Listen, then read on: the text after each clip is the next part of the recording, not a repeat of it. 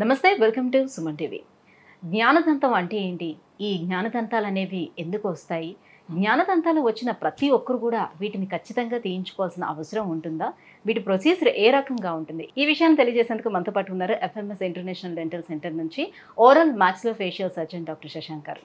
Hello sir. Hello sir, ఇప్పుడు జ్ఞానదంతాలు కొంతమందికి అన్ని పళ్ళు వచ్చేసిన తర్వాత జ్ఞానదంతం వస్తే మాకు చాలా జ్ఞానం వచ్చేసింది అనే దీంట్లోనే ఆ జ్ఞానదంతాలు తీయించుకోవద్దు అని పెద్దలు చెప్తూ ఉంటారు, అని తీయించుకోవడం మానేస్తూ ఉంటారు.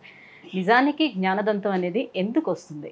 జ్ఞానదంతం అనేది అవేమి ఎక్స్ట్రా సెట్ ఆఫ్ పళ్ళు కాదమ్మా. మనం ఉన్న డెంటిషన్లోనే వచ్చే లాస్ట్ మోలార్స్, థర్డ్ మోలార్స్, అవి 16-17 ఇయర్స్కి ఎరప్ట్ అవుతాయి ఓరల్ క్యావిటీలోకి.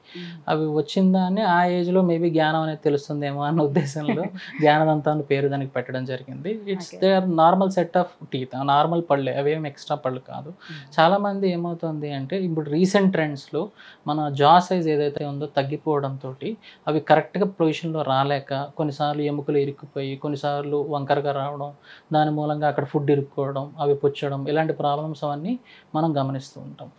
ఇంకొక ఇంపార్టెంట్ థింగ్ ఏమిటంటే మనం ప్రతిసారి ఎవ్రీ విజ్డమ్ టూత్, ప్రతి జ్ఞానదంతాన్ని తీయాలా అన్న క్వశ్చన్ కూడా చాలా మందికి వస్తూ ఉంటుంది. They are normal set of dentition, అవేమి ఎక్స్ట్రా పళ్ళు కాదు. అంటే మనకి ఎప్పుడైనా ఆ ప్రాబ్లం క్రియేట్ అయితే, అంటే దాని మూలంగా పెయిన్ రావడం కానీ, స్వెల్లింగ్ రావడం కానీ, నోరు తెరవడం ఇబ్బంది ఉండడం కానీ, ఇలాంటివి ఏమైనా జరిగితే డెఫినెట్గా దానికి ప్రొసీజర్ ప్లాన్ చేసుకుని మనం తీయడం అనేది జరుగుతుంది.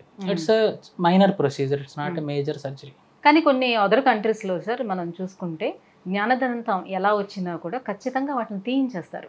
అది ఖచ్చితంగా వెళ్ళి తీయించాలి అని తీయించేస్తూ ఉంటారు. ఎందుకని? చాలామంది మనం యూరోపియన్ కంట్రీసే తీసుకున్నాం అనుకోండి, వాళ్ళు ఏంటంటే చాలామంది హైపోథెసిస్ ఏమిటి అంటే ఈ విజ్డమ్ టూత్ వచ్చి ప్రాబ్లం వచ్చేంత వరకు వెయిట్ చేయడం ఎందుకు, ఆ టూత్ బడ్స్ కనపడినప్పుడే తీసేస్తే సింపుల్గా అయిపోతుంది కదా అని చాలామంది యూరోపియన్ కంట్రీస్లో వీళ్ళందరూ చాలా ఫాలో అవుతూ ఉంటారు. బట్ నాట్ నెసెసరీలీ వాళ్ళ పాపులేషన్కి, వాళ్ళకున్న ఫెసిలిటీస్కి, హాస్పిటల్స్కి they can go ahead with that, అట్లా చేసుకుంటూ వెళ్ళొచ్చు. బట్ 130 crores పాపులేషన్ ఉన్న ఇండియా లాంటి కంట్రీలో కనపడిన ప్రతి వాళ్ళకి మనం పన్ను తీసేస్తామంటే దట్స్ నాట్ కరెక్ట్.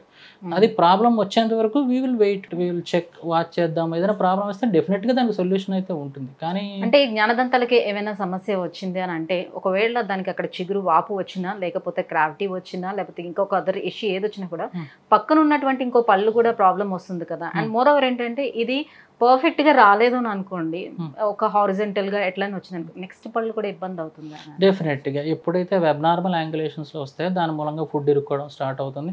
ఫుడ్ ఇరుక్కోవడంతో పాటు చిగురు వాయడము, ఆ పన్ను పుచ్చడము, దాంతోపాటు పక్కనున్న మంచి పన్ను కూడా పుచ్చడం, ఇలాంటివన్నీ కూడా జరుగుతూ ఉంటాయి మోస్ట్ కామన్గా. కానీ ఎప్పుడు కూడా మనం ఆలోచించాల్సింది ఏమిటి అంటే ఎవ్రీ 6 months, ఇప్పుడు యూరోపియన్ కంట్రీస్లో అది రూల్గా చేసేసారు. బట్ ఇండియా లాంటి కంట్రీస్లో we are trying to bring that out. Every 6 months డెంటిస్ట్ని విజిట్ చేసుకుని ఒకసారి చెక్ చేయించుకుంటూ ఉంటే ఏదైనా చిన్న చిన్న ప్రాబ్లమ్స్ ఏమైనా వస్తుంది అనుకోండి, మనకి ఆ ఎక్స్రే బట్టి, మన అసెస్మెంట్ బట్టి మనకు అర్థమైపోతుంది ఫ్యూచర్లో ఈ పన్ను ప్రాబ్లం క్రియేట్ చేస్తుందా లేదా. దాన్ని బట్టి we can go ahead and if required మనం ప్రొసీజర్ కూడా చేయొచ్చు. ఎక్స్ట్రా పన్ను కాబట్టి అది మిగతా పళ్ళు అన్నీ కూడా దాన్ని డిస్టర్బ్ అవుతుందేమో, లైక్ ఆ స్పేస్ ని కూడా అది ఆక్యుపై కాబట్టి ఇవన్నీ కూడా కదులుతాయేమో మళ్ళీ. దాని మూలంగా చాలా మంది విజ్డమ్ టూత్ ప్రెషర్ పెట్టడం మూలంగా ముందర పళ్ళన్నీ క్రౌడింగ్ రావడం, దగ్గరికి రావడము, అవన్నీ ఎక్స్పెక్టెడ్ సీక్వెలే. పళ్ళు క్రౌడింగ్ అవ్వడం ఇలాంటివన్నీ ఉంటాయి. It's always risk versus benefit assessment అంట. అంటే ఇప్పుడు ఈ పన్ను తీయడం మూలంగా మనకు పేషెంట్కి మంచి చేస్తున్నామో చెడు చేస్తున్నాం, పాయింట్ నెంబర్ 1. పాయింట్ నెంబర్ 2, చేస్తుంటే ఎంత రిస్క్ తీసుకుంటున్నాం, are we taking major risk or minor risk. దీని మూలంగా మనం ఏదైనా ప్రాబ్లమ్ సాల్వ్ చేస్తున్నామో, ప్రాబ్లం క్రియేట్ చేస్తున్నామో, ఆ అసెస్మెంట్ ప్రకారం మనం అసెస్ చేసుకుని we can go ahead with the procedure. డెఫినెట్గా ఎప్పుడైనా ఫ్యూచర్లో ప్రాబ్లం క్రియేట్ అవుతుంది అని మనకు అనిపిస్తే definitely it should be removed. Okay. So ఈ ప్రొసీజర్ ఎలా ఉంటుంది సార్? అది చాలా మంది అంటుంది ఏంటంటే చాలా పెయిన్ఫుల్గా ఉంటుంది ప్రొసీజర్, సో తీయించుకోవడానికి అందుకే కొంచెం వెనకడుగు వేస్తూ ఉంటారు అని. డెఫినెట్గా ఇది మైనర్ ఓరల్ సర్జికల్ ప్రొసీజరే. కొంచెం యాంగ్జైటీ ప్రతి పేషెంట్కి ఉంటుంది, ఎస్పెషల్లీ టూత్ ఎక్స్ట్రాక్షన్ అంటే యాంగ్జైటీ. దాంతోపాటు మనం విజ్డమ్ టూత్ సర్జరీ ఇవన్నీ మాట్లాడుతుండడంతో పేషెంట్స్ అందరూ కూడా యాంగ్జైటీ ఫీల్ అవుతుంటారు. కానీ మనం ఎప్పుడూ కూడా ఏంటంటే we should prepare the patient for the surgery. అంటే మనం సర్జరీ చేసే ముందర కొన్ని basic blood test blood parameters అన్నీ కరెక్ట్గా ఉన్నాయా, ఇంకేమైనా హెల్త్ ఇష్యూస్ ఏమైనా ఉన్నాయో చెక్ చేసుకుంటాం. చెక్ చేసుకున్నాక యాంటీబయాటిక్ పెయిన్ కిల్లర్ ఇచ్చి కొంచెం పెయిన్ లెవెల్స్ ఎట్లా ఉన్నాయి అవన్నీ చెక్ చేసుకు ఈ ప్రొసీజర్ ఆఫ్ అసెస్మెంట్లో పేషెంట్ యాంగ్జైటీ లెవెల్స్ కూడా మనం ఆలోచించుకోవాలి. ఎందుకంటే హైలీ యాంగ్షియస్ పేషెంట్, బాగా యాంగ్జైటీగా ఉన్నవాళ్ళు అంటే ఈ ప్రొసీజర్ 40 minutes 50 minutes పడుతుంది. ఈ ప్రొసీజర్ టైంలో వాళ్ళు చైర్లో కూర్చోగలరా అంతసేపు, యాంగ్జైటీ మూలంగా ఇంకేమైనా టెన్షన్ పెడతారు. ఎందుకంటే మనం ప్రొసీజర్ చేసేటప్పుడు పేషెంట్ ఈ most of the time wisdom tooth extraction local అనస్థీషియాలోనే చేస్తాం. లోకల్ అనస్థీషియా అంటే ఒక చిన్న ఇంజెక్షన్ ఆ ఏరియాలో ఇస్తాము, ఆ ఏరియా మొత్తం నంబ్ అయిపోతుంది. బట్ నంబ్ అయిపోయినా సరే చాలామంది మాకు తిమ్మిరి ఎక్కలేదు, పెయిన్ వస్తుంది, ఇలాంటివన్నీ చెప్తూ ఉంటారు. అంటే most important thing prepare the patient for surgery. అంటే మీరు సర్జరీ చేసేటప్పుడు మీకు పెయిన్ ఉండదండి, మీకు ప్రెషర్ అనిపిస్తూ ఉంటుంది, మీకు ప్రొసీజర్ చేస్తున్నట్టుగా తెలుస్తుంది. ఎందుకంటే మీరు కాన్షియస్గా ఉంటారు, మీరు కూర్చుని ఉంటారు, ఏం జరుగుతుంది అనస్థీషియా ఓన్లీ ఫర్ ఇక్కడ వరకు మాత్రమే పనిచేస్తుంది, ఆ ఏరియా లోకల్ అనస్థీషియా ఇస్తాం. లేదు ఇంకా some patients highly anxious patients, uncooperative patients, కొంతమంది స్పెషల్ పేషెంట్స్, చాలామంది కోఆపరేట్ చేయలేరు, మన ఇన్స్ట్రక్షన్స్ వాళ్ళు తీసుకోలేరు అన్న వాళ్ళని ఆబ్వియస్లీ జనరల్ అనస్థీషియాలో చేయొచ్చు. దానికి బేసిక్ జనరల్ అనస్థీషియాకి ప్రిపేర్ చేయడం చేసుకుని మా ఆపరేషన్ థియేటర్కి తీసుకువెళ్ళి అనస్థీషియా ఇచ్చి కంప్లీట్గా సెడేట్ చేసేసాక ప్రొసీజర్ చేసేసేయచ్చు. అప్పుడైతే ఒక పన్ను తీసే బదులు ఆల్ విజ్డమ్ టూత్ ఏమైనా ప్రాబ్లం ఉంటే అవన్నీ తీసేసి తర్వాత ఐసీయూకి షిఫ్ట్ చేసి రికవర్ అయ్యాక పేషెంట్ని. అంటే ఇక్కడ అనస్థీషియా ఇచ్చేటప్పుడు వాళ్ళకి ఇంకా మాకు పెయిన్ తెలుస్తుంది అని అనేటప్పుడు దాన్ని అనస్థీషియా మళ్ళీ ఏమైనా డోస్ పెంచి ఇవ్వడం అలాంటి డెఫినెట్గా స్టాండర్డ్గా మనం 2.5 ml ఆఫ్ అనస్థీషియా ఈ సఫిషియంట్, సరిపోతుంది ఏ పన్ను తీయడానికైనా సరే. లేదు ఇంకొంచెం పెయిన్ ఎక్స్పీరియన్స్ అవుతుంది అంటే, ఎందుకంటే కొంత అనస్థీషియా కూడా రెస్పాండ్ అయ్యే పేషెంట్స్ ఒక్కొక్కరు వాళ్ళు ఒక్కొక్కలా ఉంటారు. కొంతమంది చీక్లో ఫ్యాట్ టిష్యూ ఎక్కువ ఉందనుకోండి, బుగ్గలు బాగా ఉన్నవాళ్ళు, అలాంటి వాళ్ళు ఏముందంటే అనస్థీషియా ఇవ్వగానే ఎక్కువ అనస్థీషియా ఫ్యాట్ టిష్యూలోకి వెళ్ళిపోతుంది, సో నర్వ్ దగ్గర ఎక్కువ ఉండదు. అలాంటి వాళ్ళల్లో డెఫినెట్గా చేస్తున్నప్పుడు పెయిన్ అంటుంటారు. మనం పేషెంట్ని అసెస్ చేసేటప్పుడు ముందర ఇదే చూస్తాం, చీక్స్ ఎట్లా ఉన్నాయి, మౌత్ ఓపెనింగ్ ఎట్లా ఉంది, యాక్సెస్ చేయగలమా లేదా, ఎంత డిఫికల్ట్ ప్రొసీజర్, అవన్నీ చూసినప్పుడు ఓకే ఫైన్ అనస్థీషియా ఇచ్చి. ఈ టీత్ అనేది పాడైపోయింది కాదు, సో చాలా గట్టిగా ఉంది టీత్, సో నార్మల్ గా ఉంది, దాన్ని తీయించాలి, కాకపోతే డైరెక్షన్ సరిగ్గా లేదు, దానివల్ల ఇష్యూస్ వస్తాయని తీయించేస్తున్నాం అనుకోండి, అప్పుడు దానికి చాలా ప్రెషర్ పెట్టాల్సి వస్తుంది. ఇప్పుడు పాడైపోయిన టీత్ కి నార్మల్ గా బాగున్న టీత్ కి డిఫరెన్స్ ఉంటుంది కదా, సో అది లోపలికి బాగా పట్టుకొని పాతుకొని ఉంటుంది కాబట్టి ప్రెషర్ బాగుంటుంది. ఈ ప్రెషర్ పెట్టి మీరు తీసే క్రమంలో నర్వ్స్ ఏమైనా ప్రాబ్లం వచ్చే అవకాశం? Infected tooth, natural tooth. Infected tooth మీరు అన్నట్టుగా ఇప్పుడు ఏదైనా పుచ్చుండి చుట్టూ ఎముకల ఇన్ఫెక్షన్ అయితే పన్ను కొంచెం లూజ్ అవుతుంది, సో తీయడం కొంత ఈజీగానే అయిపోవచ్చు. But perfectly healthy tooth wrong యాంగులేషన్లో వచ్చింది, తీయాలి. అలాంటప్పుడు కూడా there are techniques of removal. అంటే ఆ టూత్ని ఏదైతే ఉందో బోన్ ఎక్కువ ట్రిమ్ చేస్తే ఎముక వీక్ అవుతుంది, ఫ్యూచర్లో ఎముక విరిగే అవకాశం కూడా ఉంటుంది. సో అలాంటప్పుడు ఏం చేస్తాము అంటే ఆ టూత్నే 2-3 పీసెస్ కింద స్ప్లిట్ చేసి ఆ టూత్ని తీసేసి బోన్ ఎక్కువ ట్రిమ్ చేయకుండా, ప్రెషర్ లేకుండా, ప్రెషర్ ఫ్రీగా బోన్ ట్రిమ్ చేసి తీయడం జరుగుతుంది.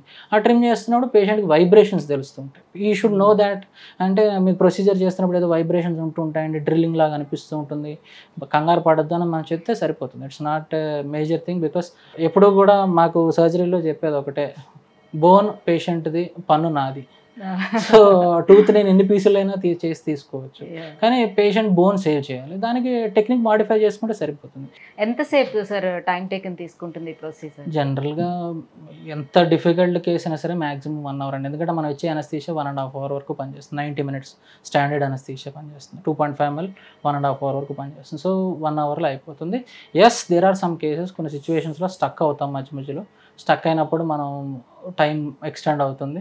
సో ఇవన్నీ కూడా మనం ఎక్స్రే తీసుకుని పేషెంట్ ప్రిపేర్ చేసేటప్పుడు హౌ డిఫికల్ట్ ఈజ్ ఎక్స్ట్రాక్షన్, ఎంతసేపు పడుతుంది, అవన్నీ మనం పేషెంట్కి చెప్పాలి. We should also be prepared. మేము కూడా కన్విన్స్ అయ్యి ఈ టైంలో అవ్వాలి అని మనం డిసైడ్ చేసుకుని సర్జరీకి వెళ్ళాలి. బికాస్ వన్స్ సర్జరీ స్టార్ట్ చేశాక there is no thinking process. Surgery ముందర మనం ప్లాన్ చేసుకుని వెళ్ళాలి, అంతేగాని అక్కడ థియేటర్లోకి వెళ్ళాక ఏం చేయాలన్న ఆలోచన ఎప్పుడు ఉండకూడదు.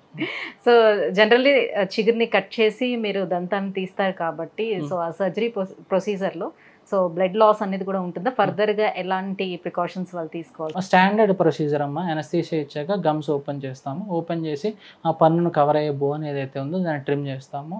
టూత్ని 2-3 పీసెస్ కింద తీస్తాము. తీసేసి నీట్గా క్లీన్ చేసి స్టిచెస్ వేసేస్తాం. బ్లడ్ లాస్ ఎస్ ఉంటుంది, but maximum 5 to 10 ml, which we don't need to do any. Body ఆటోమేటిక్గా కాంపన్సేట్ చేసేసుకుంటుంది, బాడీ ఆటోమేటిక్గా వాటర్ రీఅబ్జర్వ్ చేసుకుని అది కాంపన్సేట్ అయిపోతుంది. టిల్ డేట్ ఇన్ని ప్రొసీజర్స్లో I have never seen any patient ఎంత బ్లీడింగ్ అయితే నేనైతే సో చూడలేదు. హీల్ అవ్వడానికి ఎన్ని రోజులు హీలింగ్ మినిమం 7 to 10 days అండి. 7 to 10 days లో కుట్టు తీసేసేయచ్చు, చిగురు మూసుకుపోతుంది. హీలింగ్ లో కూడా 2 రకాలు ఉంటాయి, ప్రైమరీ హీలింగ్ అంటాం, సెకండరీ హీలింగ్ అంటాం. ప్రైమరీ హీలింగ్ అంటే చిగుళ్ళు మానిపోయేది ప్రైమరీ హీలింగ్ 10 days లో జరిగిపోతుంది. ఆ పన్ను తీసేసిన చోట బోన్ ఫార్మ్ అవడం అనేది అది 3 to 4 months లో జరుగుతుంది. అది మనల్ని ఏం డిస్టర్బ్ చేయదు, it will take its own course. సాధారణంగా బీపీ, షుగర్, గుండె జబ్బులు ఇలాంటి ఎవరైనా ప్రాబ్లమ్స్ ఏమైనా ఉంటే వాళ్ళు తీయించుకోవచ్చు అంటారా? ప్రతి పేషెంట్ మనం ప్లాన్ చేసుకుంటున్నప్పుడు మెడికల్ హిస్టరీ అంటాం, వాళ్ళ మెడికల్ ఇష్యూస్ ఏమైనా ఉన్నాయా, డయాబెటిక్, హైపర్టెన్సివ్, లేకపోతే ఇంకేమైనా కిడ్నీ ప్రాబ్లమ్స్ ఉన్నాయా, లివర్ ప్రాబ్లమ్స్ ఉన్నాయా, ఇవన్నీ మనం చెక్ చేసుకుంటూ ఉంటాం. చెక్ చేసుకున్నాక ఆఫ్టర్ ఆల్ దీస్ థింగ్స్ మనం బేసిక్ బ్లడ్ టెస్ట్లో మనకు అర్థమైపోతుంది whether this patient is fit for surgery or not. దాన్ని బట్టి మనం మెడిసిన్స్ స్టార్ట్ చేసుకుని, అండ్ ఇప్పుడు షుగర్ గురించి మాట్లాడాలి అంటే షుగర్ పేషెంట్స్లో మనందరికీ తెలుసు వూండ్ హీలింగ్ కొంచెం లేట్ అవుతుందని. సో అలాంటి వాళ్ళలో మనం ఏం చేసుకుంటామంటే HbA1c అంటాం, 3 months average blood sugar average check చేసుకుంటాం. 3 monthsలో if it is under control 6, 7, 8, 9 అలా రీడింగ్స్ వస్తుంటాయి. HbA1c 7 ఉన్నా 8 ఉన్నా పర్వాలేదు, we can manage the patient. But the thing is uncontrol diabetic పేషెంట్స్లో ఏమవుతుందంటే మనం సర్జరీ అటెంప్ట్ చేశాక వీఆర్ వెల్కమింగ్ ఫర్దర్ కాంప్లికేషన్స్. అంటే అది హీలింగ్ ఎక్కువ రోజులు పట్టడము, చీమ్ పట్టే అవకాశము, ఇలాంటి సెకండరీ ప్రాబ్లమ్స్ ఉన్నాయి. ఇవన్నీ కూడా మనం ప్రీ ఆపరేటివ్ అసెస్మెంట్లో మనం చెక్ చేసుకుని దాన్ని బట్టి we will go head with the procedure. Heart patients చాలామంది స్టంట్లు ఇవన్నీ ఉన్నవాళ్ళు బ్లడ్ థిన్నర్స్ వాడుతూ ఉంటారు. అప్పుడు కార్డియాక్ కన్సెంట్ అంటాం. మనం కార్డియాలజిస్ట్ని అడిగి ఈ బ్లడ్ థిన్నర్స్ ఆపచ్చా ఆపకూడదా, ఆపితే ఎన్ని రోజులు ఆపాలి, ఎప్పుడు మనం సర్జరీ ప్లాన్ చేసుకోవాలి, సర్జరీ అయ్యాక ఎప్పుడు మళ్ళీ రీస్టార్ట్ చేసుకోవాలి, ఇవన్నీ కూడా అసెస్ చేసుకుని మనం ప్రొసీజర్కి వెళ్ళొచ్చు. రీసెంట్ టైమ్స్లో చాలామంది కార్డియాక్ పేషెంట్స్, చాలామంది లివర్ ఇష్యూస్ ఉన్నవాళ్ళు, కిడ్నీ ఇష్యూస్ ఉన్నవాళ్ళు వీళ్ళందరూ వస్తుంటారు. బట్ వాళ్ళందరూ కూడా for example kidney transplant. So అలాంటి వాళ్ళకి లోకల్ అనస్థీషియా కాకుండా జనరల్ అనస్థీషియా ఇచ్చి చేసేస్తారా? లోకల్లోనే చేయొచ్చు అమ్మా. Local anaesthesia is very safe, ఎప్పుడూ కూడా రిస్క్ అనేది లేదు. ఒకే ఒక్కటి ఏంటి అంటే వాళ్ళ సర్జరీ ఇట్లా ఉంటుంది ఇట్లా ఉంటుందని ముందర ఎక్స్ప్లెయిన్ చేసి ఇఫ్ దే ఆర్ అండర్స్టాండింగ్, వాళ్ళకి అర్థమవుతుంది అంటే చేయొచ్చు. ఇంకా మరీ high risk case multiple procedures ఉన్నాయంటే జనరల్ అనస్థీషియా కూడా ప్రీ అనస్థెటిక్ ఎవాల్యుయేషన్, అనస్థెటిస్ట్కి ఒకసారి చూపించి ఎవ్రీథింగ్ ఈజ్ ఫైన్, బాగానే ఉంది అంటే it can be attempted. Because now medicines కానీ అనస్థీషియా కానీ ఇవన్నీ చాలా స్టాండర్డైజ్ అయిపోయి, ఒకప్పుడు ఎర్రాటిక్గా ఉండి ఇప్పుడు అంతా స్టాండర్డైజ్ అయిపోయి. So it is very safe procedure, మనం రిస్క్ లేకుండానే అటెంప్ట్ చేయొచ్చు. ఓకే.